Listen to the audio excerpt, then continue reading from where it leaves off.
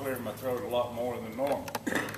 I also appreciate Charles saying be decent, don't be hostile, but to be honest with you, I live in that kind of environment. So just shout and holler and boo all you want. It's not going to bother me. Can't be any worse than a county commission meeting. It is good to be with you, and I'm glad to see, to be honest, that it's a smaller crowd, because this is the group of people that are really concerned about getting something done. You all are the individuals that really have taken this to heart and want to do something, want to see changes, and want to see accomplishments made. In Jefferson County, we have about as many problems and issues as any other county. I know in talking with Mayor Britton, and let me just say this to those of you from Hamlin County, as I've had the opportunity to travel to different places across the state and Nashville and other places, and had the opportunity to share some meetings with Mayor Britton, he does an outstanding job of representing the people in Hamlin County. He's really a pleasure to be with, and he speaks very well for the people in Hamlin County. You should be very proud of the fact that he is your county mayor. But our problems in Jefferson County are not unique.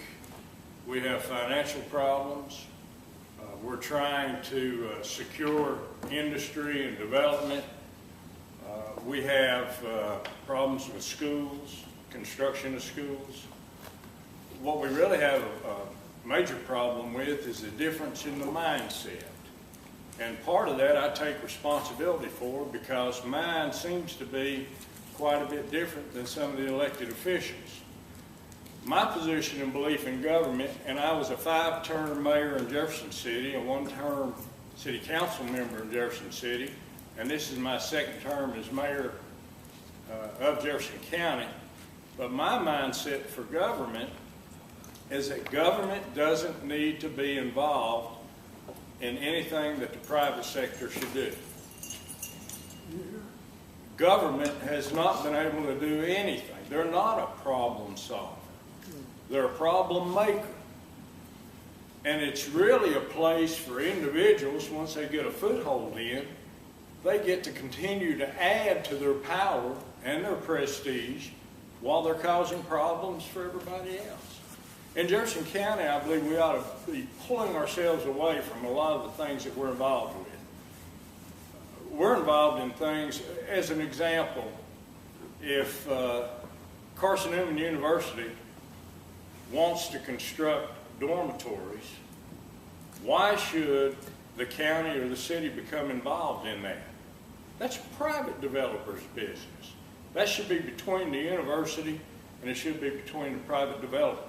If we become involved, it's going to cost a whole lot more, plus it's not going to be done on time, plus you're cutting the throat of a private developer that's going to be paying taxes. We're trying to do our very best, and it's been a real pleasure with Mayor Britton talking about the possibility of some joint venture and regional concepts such as industry. Jefferson County's got a lot of land, vacant land. Hamlin County doesn't have that much vacant land, but they've got a successful track record in attracting business and industry. Well, both of us feel that's a beautiful marriage. One brings property and land to the table, the other the expertise of bringing industry and business. Put that together, and what happens? You create jobs. Not government create jobs, but business would create jobs, and you get to put your people to work. Our schools, as you all know, we just recently went through a $64 million new renovation and construction project. It was needed, but it was not needed at the level that it was undertaken. But here again, that was all political. Once you find money involved, all you have to do is trace back the money, and that's what's going to lead everything. And whether it's down the right path or the wrong path, who knows? We'll all have opinions on that. So I don't want to take up all your time, but I'd be much more willing, after Mayor Britton says what he has planned, to answer any questions. And I ask people to vote for me. I ask people to put me in office.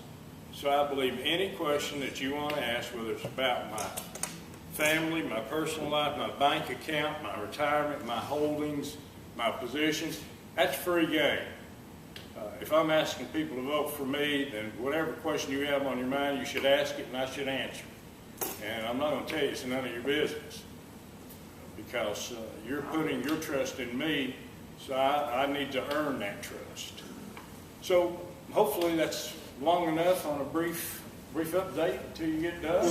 I guess turn it over to Mayor Briggs.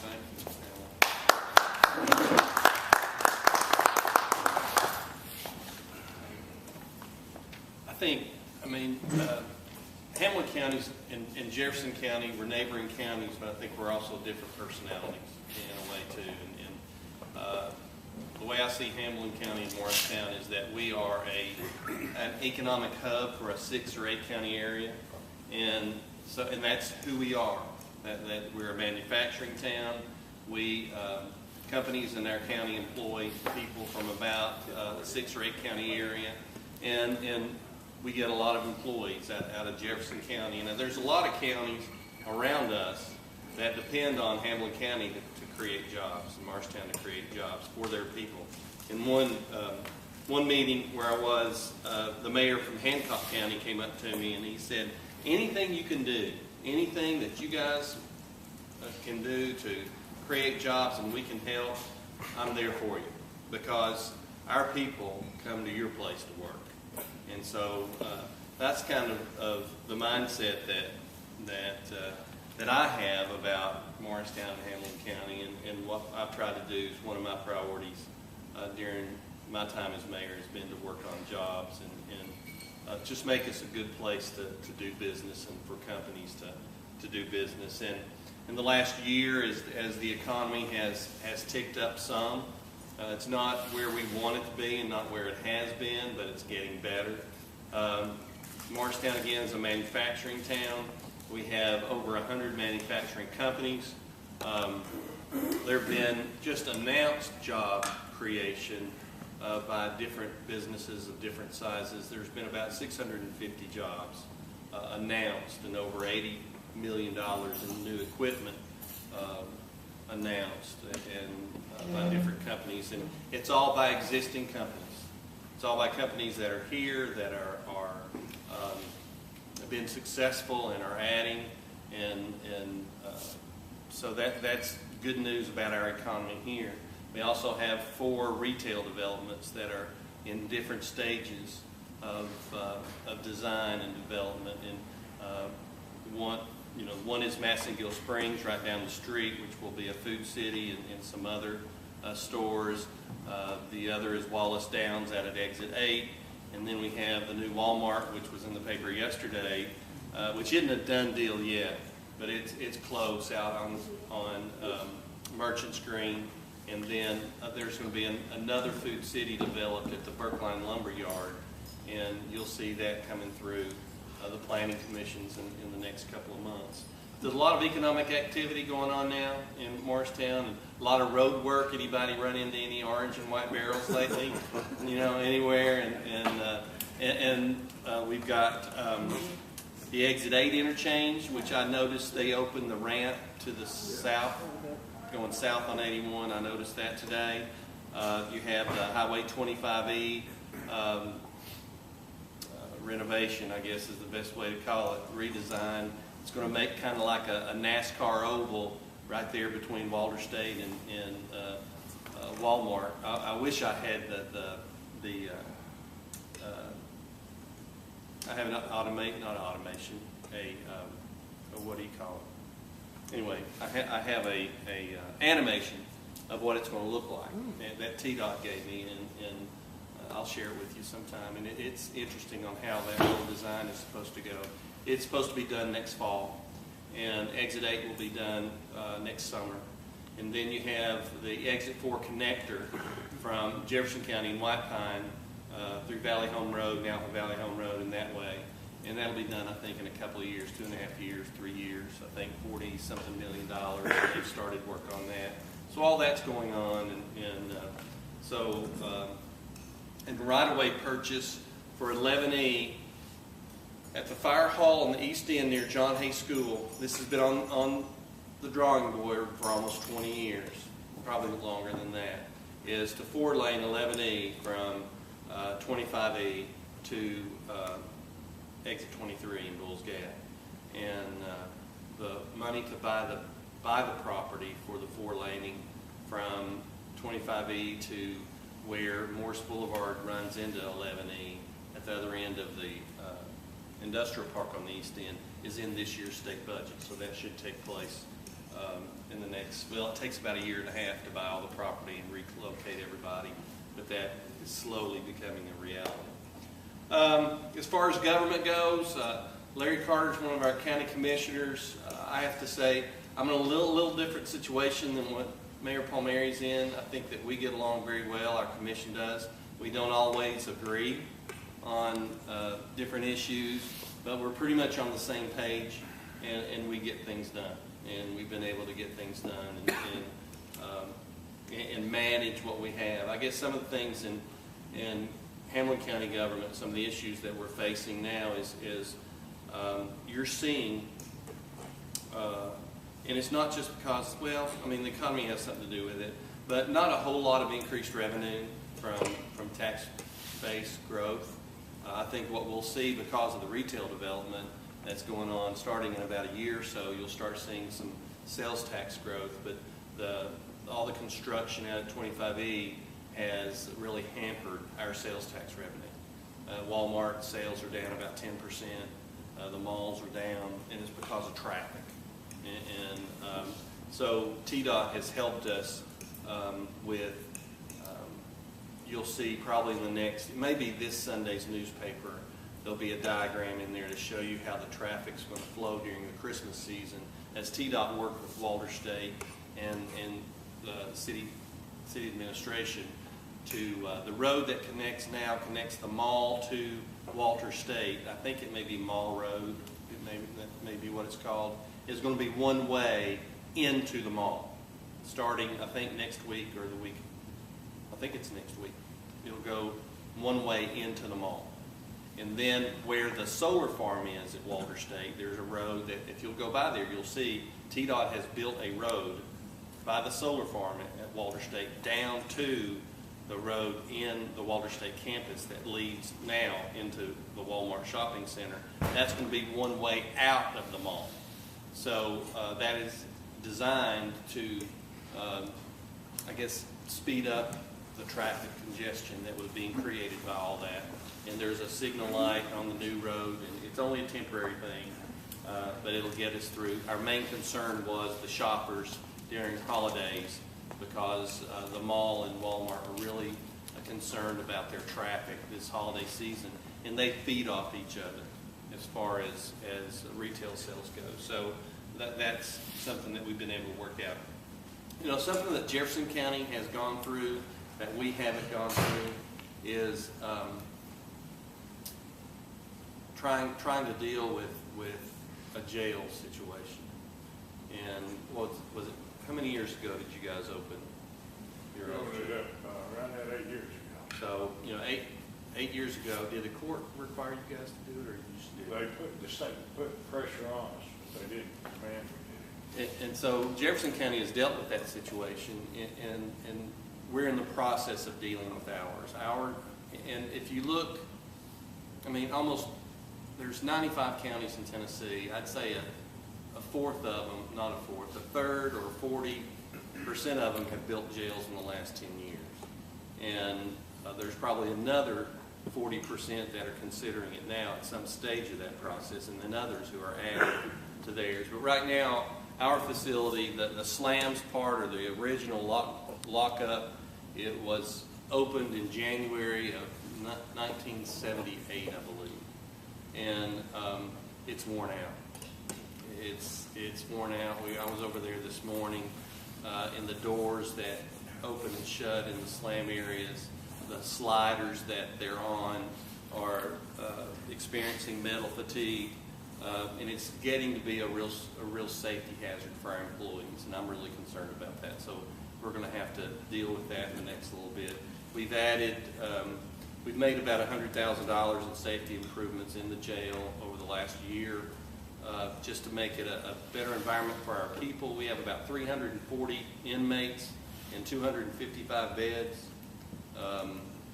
And in the annex area, which is the newer section, which was built about 8 years ago, the women's section, which has 65 beds, has close to 100 women in it. And our women's population over the last 10 years has grown by 450%. So, and it's all can go back to prescription drugs, and 90% of our folks are in jail for either selling it, stealing to feed their habits, or hurting people to feed their habits. So I think that's an issue that's larger than any government official. I think it's societal, and I think we're going to have to deal with it as a society in the drug situation. One sad statistic. A couple of weeks ago, Morristown Hamlin Hospital is doing a strategic, community assessment that they have to do under Obamacare. And one of the nurses, the chief of nursing, was in there. We were talking about this prescription drug issue. But the 58% of the babies that were born in Morristown Hamlin in October were addicted to drugs when they were born. 58% of them. And that's scary. That really is scary. So, let's see. Just as far as our finances go, Hamilton County is pretty healthy financially. Our reserve for our general fund is the largest it's ever been. We've been very fortunate there, and all the departments have done a good job managing their budgets and not really buying anything that they don't have to have. Our debt is low. Our per capita debt is about half of what the national benchmark is as a limit. Our debt rating is an A+, which is pretty good for a county our size, and it's the highest it's ever been. But we've got some major issues that we've got to deal with, and that is the jail issue and just criminal justice center. If that's the way we go, that would add debt onto the books. And then we're also building an addition onto West High School, 17 classrooms in the back of West High. The school board is using some of their reserves, $3.5 million of their reserves, to pay for part of it, and then we're paying and then we're borrowing $2.5 million for it to pay off over 6 years. So it'll be a short-term loan to finish that. So about a $6 million addition to West High School. Our schools are doing well as far as the measurements go. We had the grade card. I don't know if I hadn't seen the paper today, whether it was in the newspaper or not, but the report card that the Department of Education does Coming out tomorrow. comes out. Okay, we have all A's and D's, and as far as the school system, mostly A's and a couple of B's in a couple of areas. The SCORE award that the school system got for being the most improved school system for 2013 was awarded this year, and then we had a couple of blue ribbon schools in West High and John Hay. So our school system is doing a good job. I mean, they're not perfect, but they're doing a good job. And one thing that I was excited about yesterday, I witnessed, and there's been a disconnect between our companies, our employers, and the school system. And there's just been there hadn't been a whole lot of, really through the years, serious communication between the two on, what skill sets are needed, and what do the kids need that come out of the high schools to go into the workplace. And with the way that manufacturing has become so automated now and so technical, and today they had an open house at Helm Corporation in the East Tennessee Progress Center, and they just invested $3 million into some new laser cutters. And the knowledge you have to run those machines. I mean, you're putting into your employee, and Charles does this at Molly, you're putting in the hands of your employee the operation of this multi-million-dollar machine. And so you want to be sure they're trained, they know what they're doing. You just can't come out of high school and do the job. And so it takes a lot more technically skilled workforce, and that's what we've been preaching to the school system. And yesterday was the second meeting of a group of 39 teachers who are doing an externship program which was funded by a state grant, which these teachers are going to be learning about the private sector and what and they're math, science, tech teachers from middle school and high school. And they met with a panel of plant engineers, operations managers, plant managers from Molly wasn't there, but JTech, Tough Torque, Howmet were all represented there, and talking about the skills they needed and what they wanted from their employees. And it was, there were 2 students there that were interns at Howmet last summer, an intern program. They were seniors, and they gave their experience to these teachers, and they're getting a first-hand knowledge of, what are their students going to be using in the workforce, and we think that is so important. And so we see this externship as one step closer to providing our employers the workforce that they expect and they need to be competitive in this very competitive environment that we're in. So that's basically just some things I wanted to touch on. I guess we'll answer any questions that you guys have. Charles? It's no wonder I can't reach you on the phone. You've been working. Back up here. Mayor Britton, Yes, sir. now I'm a Jefferson County guy, not Hamlin, but my question is about your jail. Yes. On top of the machine. It's coming on. You're overcrowded, and you're overcrowded with nonviolent. Oh, it's all turned off. Not all of them, Well, no, but if you got your nonviolent out of there, you wouldn't have the overcrowding situation. that's correct. Yeah. Why don't you guys take a look at the county jail tent farm in Phoenix? And, we really haven't discussed that concept, except kind of in jest, and saying we need to be like the sheriff out in Arizona. Have you guys ever talked about any of those tactics that fell out in Arizona? I used to I'm live in. sorry, I couldn't hear you. Well, we'll discuss that in a minute. It's on It's on here. It's on there. Okay. All right. Glad you brought up education, because that's that's the top thing that we talk about is education and our young people. So, and there is a lot of discussion about Common Core now, and you get this from one side, this from the other side. How is y'all as county mayors? What is your opinion on Common Core right now, as what you see it? As far as now, I haven't done a whole lot of research on Common Core, but what I've been exposed to, and on every week I go and I guess some of the best time I spend as mayor is in the school. I spend as much time as I can in the schools, and every Monday I go and read with the second grader, and in that, part of that we went through some training. There's 6 of us that go. One of us go about each day of the week, and a couple of days we have more than one.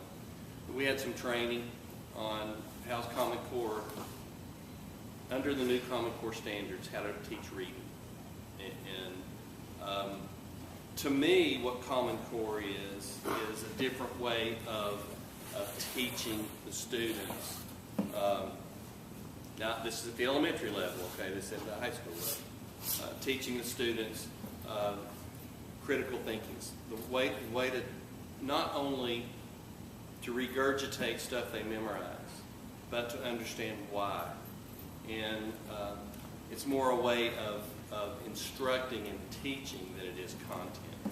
That's what I've seen as far as Common Core goes. My position is very similar to yours, and we stress education in Jefferson County. For me, it's a priority because you go to any store, and if you've got a high school or a college student, they can't give you change back. They can't do the fundamental, very basic math problems that they have. They're losing their sense to communicate and reason with and logic with other human beings because they're into technology. And bringing it back, I said one of my priorities is education because we recently had Billy Yardley, who was selected as Teacher of the Year nationwide. I helped start, and it's a very successful education grant program with Tennessee Achieves in Jefferson County that takes any student in our high school, and if that student wants to go on to college at Walter State, we will pay the last dollar funds for them. For example, if it costs $1,000 a year and they receive $500 in scholarships, we'll pay the other $500. So that every child in our county that goes to our high school has an opportunity to get a college education that they otherwise wouldn't be able to have. And what's that got to do with Common Core? It's an element of it. It's a part of the process. It's where we're going to put our emphasis on trying to do something with the education system that we've got. Because the education system it's not done a very good job. We've got some of the best educators, but it's not producing what we need it to produce. But go ahead. Do you have one you want to go at? Go ahead. You said I could answer. I want to know if anybody outside of the school system is monitoring the curriculum. Okay, people from county commissions, a parents group that are not part of the school system. Is anybody monitoring? Because I've read some horror stories about curriculum that's coming down from above, which is what this is all about. Basically, is the federal government controlling your curriculum, which I know neither of you really want to see happen. So is anybody making any effort to, monitor this outside of the actual school system and the school boards, which are all part of the same ballgame? Not that I'm aware of. We don't have a organized structure to do the monitoring. What we do have is a lot of concerned parents who don't really want to communicate with the school board because they've lost a lot of faith with the school board and what's taken place over the last many years, but to communicate with some of the commissioners and communicate with me. Right. One example had a lady that was concerned that they were going to start changing some of the Christmas stories in elementary school grades and things of that nature, and she was concerned. We checked into it, and it was just rumor. They weren't making changes. They weren't taking away the religious aspect of it. So we do have in Jefferson County a lot of parents that get involved. Because you need to.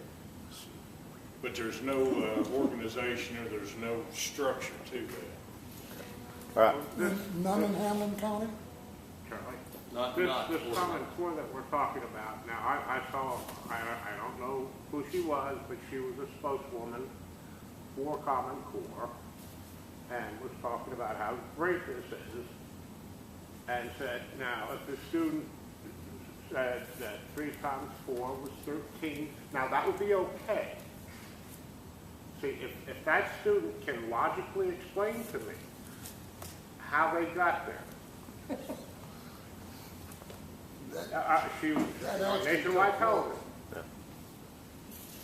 So this is what we're concerned with, not sending kids out. Yeah, they have to work, but it's like they're being made robots.